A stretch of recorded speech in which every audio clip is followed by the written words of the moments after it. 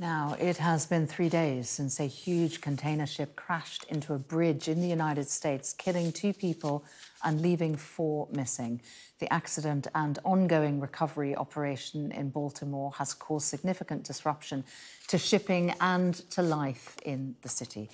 Joining me now is Gloria Nelson. She's a local resident in Baltimore. Gloria, good of you to talk to us on Sky News here. When did you hear the news? When did you first realise what was happening? Good afternoon. I received an early morning call. I'm normally up early and the person says, well, I'm going to call you now. And have you seen the news? So it woke me up, actually. And when you put on the news, could you believe what you were seeing? I mean, you're somebody who regularly uses that bridge, I understand. It was with much disbelief. I couldn't wrap my head around it. I'm like, is this real? Is this actually happen? And my initial thing after that was prayer, not knowing the unknown, not knowing how many people were traveling on the bridge at the time it was hit. So I prayed, and then after that, I cried. It was emotional time. And for the community, this isn't just a bridge, is it, that fell into the water? It's a big wound to the community, what happened and the loss of life. Absolutely. It is a tragedy to our community as well as the surrounding and the global. Before our community was just a way of life naturally for us to commute back and forth using a bridge on a daily basis.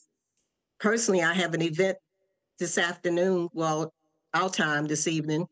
And of course, the travel was over the bridge. So life as we knew it last week is different than we know today.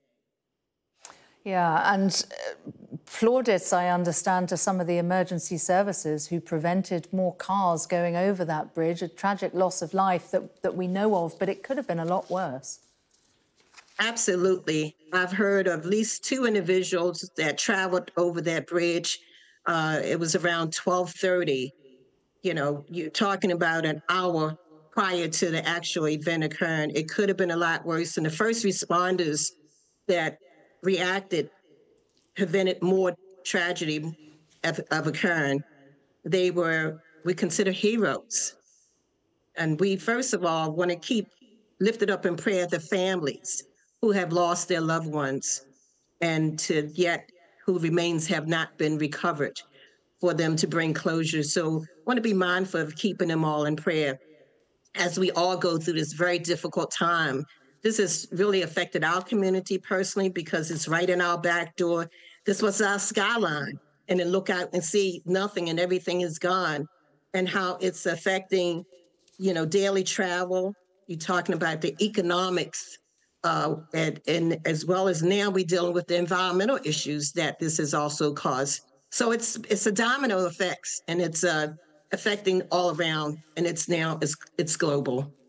And Gloria, this was a major transport route, wasn't it? And it must be causing huge disruption in the city. Absolutely. A huge disruption, not only to us, but to the surrounding industries, Trade Point Atlantic, and of course the Baltimore port, where trucks were traveling who could not travel the tunnel. So they used the bridge for hazardous materials that they were covering.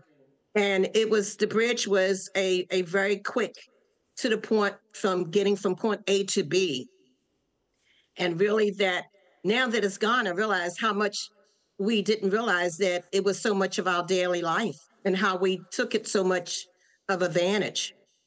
And it just is a reminder about how not to take things for granted, that each minute is precious to us.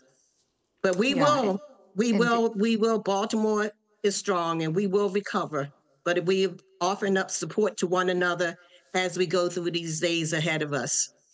The other support coming to you by way of some money is from President Biden, making available some federal money for the rebuilding of the bridge for a city like Baltimore, which is struggling, isn't it, financially. That must be welcome.